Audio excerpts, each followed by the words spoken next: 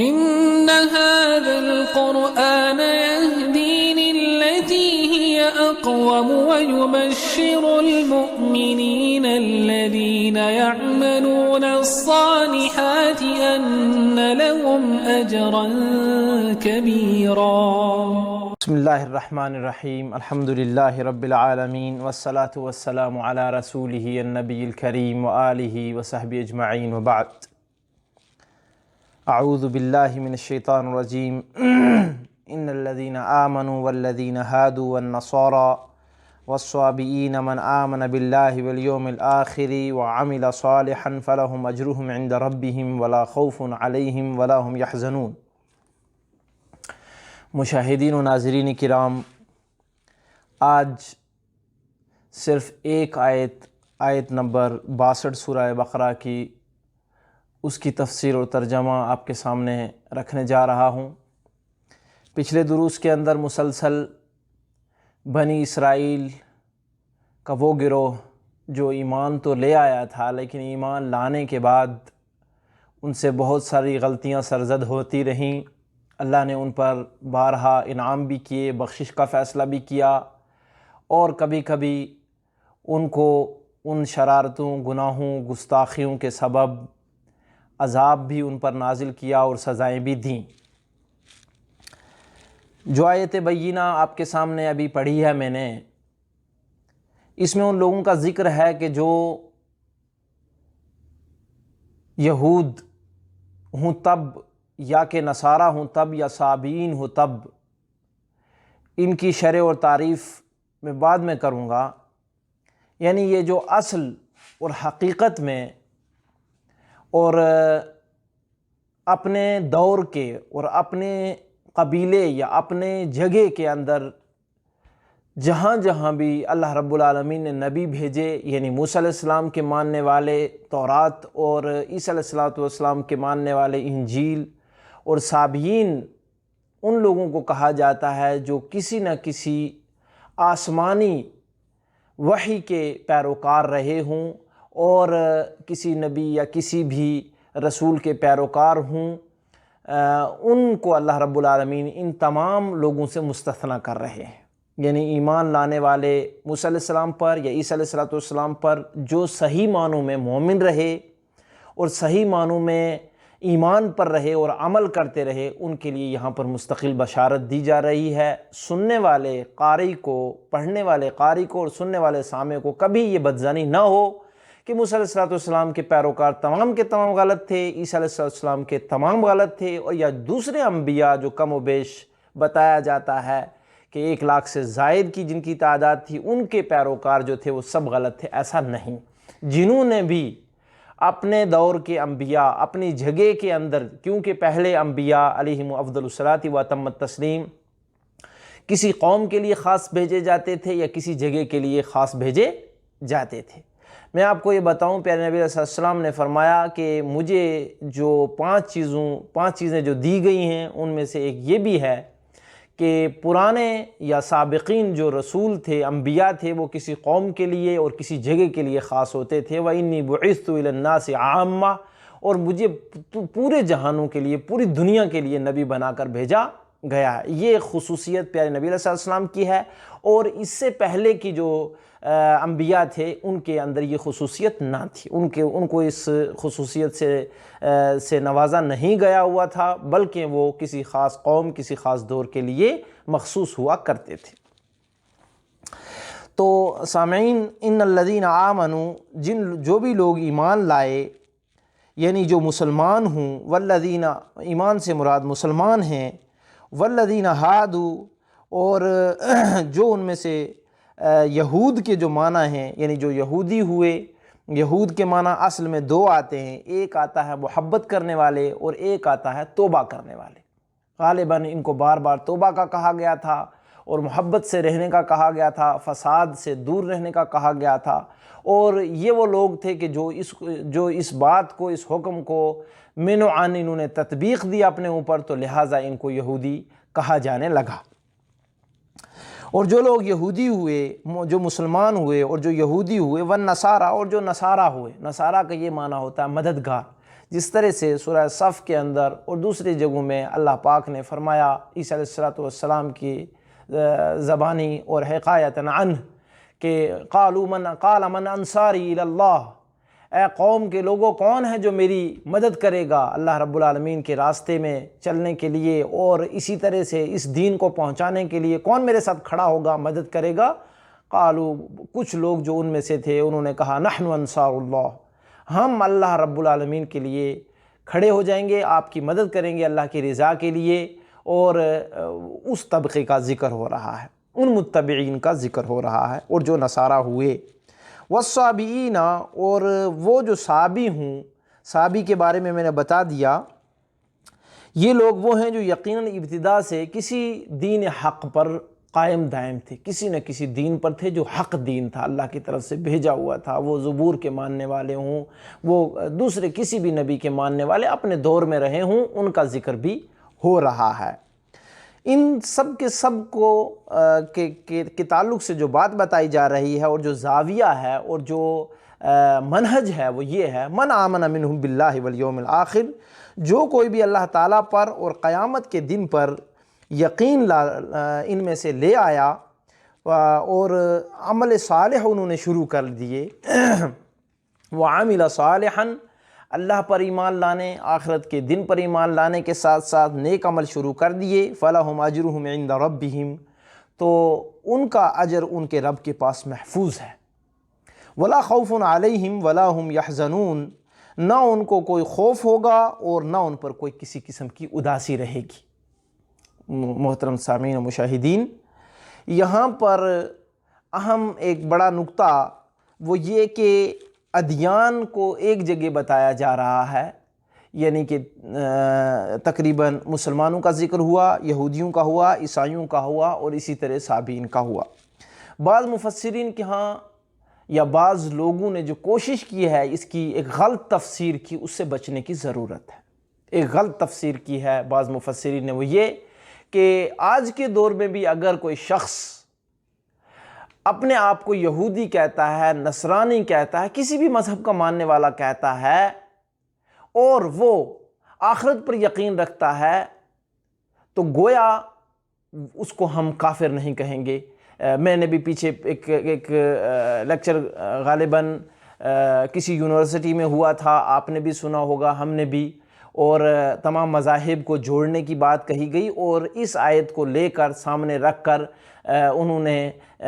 غلط تفسیر کی وہاں پر، وہ کہا کہ بھائی ایک آدمی اپنے آپ کو یہودی کہتا ہے لیکن وہ اچھے نیک عمل کرتا ہے تو ہم اس کو کافر نہیں کہہ سکتے، وہ اپنے مذہب کے اندر رہتے ہوئے جب نیک عمل کر رہا ہے تو ہم کافر کیسے کہیں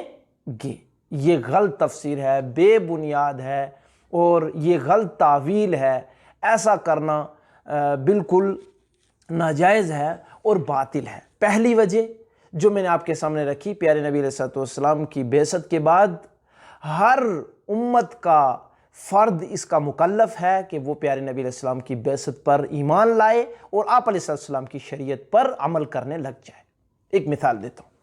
عمر رضی اللہ تعالی عنہ کے بارے میں آتا ہے کہ ایک مرتبہ وہ پیارے نبی علیہ السلام کے پاس آئے اور ان کے ہاتھ میں تورات کا ایک ورق تھا، اس کو وہ پڑھ رہے تھے۔ پیارے نبی علیہ السلام کی طرف انہوں نے نہیں دیکھا تھا، لیکن صحابہ دیکھ رہے تھے کہ آپ صلی اللہ علیہ وسلم کا چہرہ مبارک سرخ ہو چکا تھا غصے سے۔ تو لوگوں نے متوجہ دلائی عمر رضی اللہ تعالیٰ عنہ کو کہ عمر آپ تو پڑھ رہے ہیں کہ آپ نبی علیہ السلام کے چہرے کو نہیں دیکھ رہے ہیں، آپ کیا کر رہے ہیں؟ تو عمر رضی اللہ تعالیٰ عنہ نے فوراً توجہ کی نبی علیہ السلام کے چہرے مبارک کی طرف اور کہا اعوذ من غضب اللہ و غضب رسول اللہ، میں اللہ کے غصے سے حفاظت مانگتا ہوں اور پھر رسول اللہ صلی اللہ علیہ وسلم کے غصے سے حفاظت مانگتا ہوں، میں ان کو ناراض نہیں کرنا چاہتا اور میں اس گستاخی سے اللہ کی پناہ میں آتا ہوں۔ اور پھر انہوں نے کہا رضیت باللہ رب والاسلام دینوں میں محمد النبی صلی اللہ علیہ وسلم، مشہور روایت۔ نبی علیہ السلام نے اس موقع پر ایک عظیم خطاب کیا تھا، اور یہ جو باطل فکر و باطل تفسیر جو لوگ کرتے ہیں ان کو یہ ایک ان کے لیے بڑا جواب ہے، بلکہ تمام ان کی سوچ کو باطل کرنے کے لیے یہ ایک حدیث کافی ہے رسول اللہ صلی اللہ علیہ وسلم کی۔ پیارے نبی علیہ السلام نے کہا تھا یا عمر لو کان اخی موسیٰ حیا ما وسعہ الا اتباعی، اے عمر، اگر آج کے وقت اور آج کے دور اور آج کے دن میں پیغمبر موسیٰ علیہ السلام بھی زندہ ہوتے تو ان کو بھی میری اتباع کرنی پڑتی، میری اتباع سے باہر ان کو بھی چھٹکارا نہیں تھا، اور ان کو بھی اجازت نہیں تھی اور نہ ہو سکتی تھی کہ وہ میری شریعت کے بغیر اپنی شریعت کو نافذ کریں یا اس شریعت کا اعلان کریں یا تبلیغ کریں یا اس پر عمل کروائیں۔ قرآن آ جانے کے بعد پہلی کتابوں کے حکم منسوخ ہو گئے، اور رسول اللہ صلی اللہ علیہ وسلم کے آنے کے بعد جو انبیاء سابقین تھے ان کی تمام کے تمام احکامات اور ان کی شریعت منسوخ ہو چکی۔ لہٰذا کوئی بھی شخص ایسی باطل تفسیر کرے تو اس کو یہ بتا دینا چاہیے کہ آپ یہ غلط کر رہے ہیں، اسلام اس کی اجازت نہیں دیتا۔ یہ پہلا جواب۔ مشاہدین، دوسرا جواب وہ یہ بھی ہے کہ نبی علیہ السلام کی بخاری شریف کے مسلم شریف کی روایت جو کتاب الایمان میں ہے، اللہ کے نبی صلی اللہ علیہ وسلم نے فرمایا والذی نفسی بیدہ لا یسمع بی رجل من هذه الامہ یہودی ولا نصرانی ثم لا یؤمن بی الا دخل النار۔ اس ذات کی قسم کہ جس کے قبضہ قدرت میں میری جان ہے، جس کے ہاتھ میں میری جان ہے، اس ذات کی قسم کھا کے پیارے نبی علیہ السلام کہتے ہیں کہ آج کے وقت میں کوئی بھی شخص میرے بارے میں نہیں سنے گا، چاہے یہودیوں میں سے ہو یا نصرانیوں میں سے، پھر وہ مجھ پر ایمان نہیں لائے گا تو وہ جہنم میں داخل ہو جائے گا۔ یعنی کہ جس کے پاس بھی میری شریعت پہنچے اور میرا پیغام پہنچے، وہ یاد رکھے کہ وہ یہودی رہ کر بھی اس کو نجات نہیں اور نصرانی بن کر بھی اس کو نجات نہیں، جب تک کہ وہ محمدی نہ بن جائے صلی اللہ علیہ وسلم۔ اسی طرح قرآن نے بھی اس کی مزید توثیق اس طرح سے کی بار بار اور جگہ جگہ کہ سورہ آل عمران میں اللہ نے فرمایا وَمَن يَبْتَغِ غَيْرَ الْإِسْلَامِ دِينًا فَلَن يُقْبَلَ مِنْهُ فَهُوَ فِي الْآخِرَةِ مِنَ الْخَاسِرِينَ۔ کوئی بھی شخص مذہب اسلام کے بغیر کسی دوسرے مذہب میں اپنی نجات ڈھونڈنا چاہے یا اپنی نجات سمجھنا چاہے یا اس کی فکر میں ایسی کوئی بات ہو تو وہ اس بات کو ختم کر لے۔ اللہ رب العالمین احکم الحاکمین کے پاس یہ فیصلہ ہو چکا ہے کہ اسلام کے بغیر کوئی مذہب نہیں ہے اللہ کے پاس، اور اگر کوئی اس کے بغیر کسی مذہب میں اپنی نیکیاں بھی لے کر آ جائے گا فَلَن يُقْبَلَ مِنْهُ فَهُوَ فِي الْآخِرَةِ مِنَ الْخَاسِرِينَ، اللہ اسے قبول بھی نہیں کریں گے اور آخرت میں وہ خسارہ پانے والوں میں سے، گھاٹا پانے والوں میں سے، نقصان پانے والوں میں سے ہو جائے گا۔ دوسری جگہ اللہ نے ایسے بھی فرما دیا ان الدین عند اللہ الاسلام، اللہ کے پاس آج اگر کوئی قابل قبول مذہب ہے تو وہ صرف اور صرف دین ہے، صرف اور صرف اسلام ہے۔ مذہب کے طور پہ، دین کے طور پہ اگر کوئی مذہب قابل قبول ہے اللہ کے پاس تو وہ اسلام ہے، اور وہ اسلام جو پیارے نبی علیہ السلام پر اللہ رب العالمین نے نازل کیا، اور نبی علیہ السلام کے اتباع میں اللہ تعالیٰ نے نجات رکھی، اور ان کے طریقے پر چلنا میں نے اسے پہلے بھی بتا دیا، یہاں پر بھی واضح کر دیتا ہوں۔ اللہ تعالیٰ نے فرمایا من آمن باللہ والیوم الآخر وعمل صالحا، جو بھی اللہ پر ایمان لائے گا، آخرت پر لائے گا اور نیک عمل کرے گا، اور میں نے کہا نیک عمل کے لیے شرط ہے ایمان کے بعد، آخرت پر یقین و ایمان کے بعد جو بڑی شرط ہے دل کے اندر اخلاص کا ہونا، اور عبادت کے اندر نبی علیہ السلام کی اتباع کا ہونا۔ اگر اس کا عمل نبی علیہ السلام کی اتباع سے باہر ہے تب بھی قبول نہیں، اخلاص نہیں تب بھی قبول نہیں، گرچہ وہ ایمان لانے والا کیوں نہ ہو۔ لہٰذا ایسے وقت میں مجھے اور آپ کو یہ سمجھنا اور جاننا بے حد ضروری ہے کہ ہم اور آپ ایسے باطل افکار سے بے حد دور رہیں، اپنے اسلام کو مکمل سمجھیں اور یہ یقین رکھیں کہ نجات پیارے نبی علیہ السلام کی اتباع میں ہے۔ آپ علیہ السلام کی جو اتباع نہیں کرے گا اس کو کبھی بھی کامیابی نہیں۔ وَمَن يُطِعِ الرَّسُولَ فَقَدْ فَازَ فَوْزًا عَظِيمًا، جو بھی رسول اللہ صلی اللہ علیہ وسلم کی اتباع کرے گا وہی کامیاب ہوگا، اسی کو بڑی کامیابی ملے گی، اس کے بغیر کسی کو کامیابی مل نہیں سکتی۔ یہ بات سمجھ لینی چاہیے۔ وَلَا خَوْفٌ عَلَيْهِمْ وَلَا هُمْ يَحْزَنُونَ، یعنی آخرت میں نجات کے اندر کسی قسم کا ان کو ڈر نہیں رہے گا، کوئی خوف نہیں ہوگا کہ اب میرے ساتھ کیا ہوگا۔ اگر اس کا ایمان اور اس کا زندگی کا رویہ اور جینے کا منہج یہ رہا جو اللہ نے یہاں بتا دیا ہے تو لہٰذا وہ یہ جان لے۔ ان لوگوں کے لیے بھی یہی بشارت ہے جو اپنے دین پر پختگی سے قائم رہے اور اس دین میں مرے، وہ اور جو مسلمان آج رہے گا اپنے دین پر ثابت قدم، ڈٹا رہے گا اور کسی قسم کا اپنے منہج کے اندر